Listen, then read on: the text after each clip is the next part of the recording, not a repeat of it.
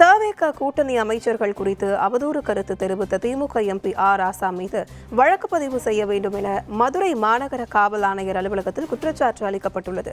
தவேக கூட்டணி அமைச்சரவையில் விசிக ஐயுஎம்எல் இடம்பெற்ற நிலையில் இதுகுறித்து திமுக எம்பி ஆர் ராசா சமூக வலைதள பதிவில் விசிக ஐயுஎம்எல் குறித்து ஆபாசமாக கருத்துக்களை பதிவிட்டிருந்தார்.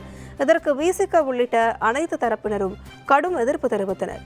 இந்த நிலையில் திமுக எம்பி ஆர் ராசா மீது அவதூறு வழக்கு பதிவு செய்ய கோரி தவேக வழக்கறிஞர் கந்தசாமி என்பவர் மதுரை மாநகர காவல் ஆணையர் அலுவலகத்தில் துணை ஆணையரை சந்தித்து குற்றச்சாட்டு அளித்துள்ளார்.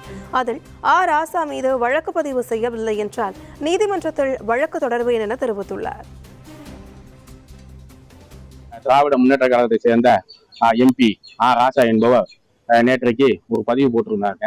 மக்களால் அங்கீகரிக்கப்பட்ட ஒரு விசில் சின்னத்தை, அந்த விசில் சின்னத்திற்கு முட்டு கொடுத்த அப்படிங்கிற ஒரு அருவருக்கத்தக்க ஒரு வார்த்தையை சொல்லி, இந்த புணர்ச்சி அப்படிங்கிறது ஒரு ஆபாசமான வார்த்தையை சொல்லி எங்களை இணையதளத்துல பதிவிட்டு இருக்கிறாரு. இது சம்பந்தமா நான் புகார் கொடுத்திருக்கேன். டெப்டி கமிஷனர் நடவடிக்கை எடுக்கணும்னு சொல்லியிருக்காங்க. நடவடிக்கை எடுக்கிற பட்சத்தில் நீதிமன்றத்தில் கண்டிப்பா அவதூறு வழக்கு போடுவோம். ஐடி இன்ஃபர்மேஷன் ஆக்ட் படி நீதிமன்ற நடவடிக்கை எடுப்போம்.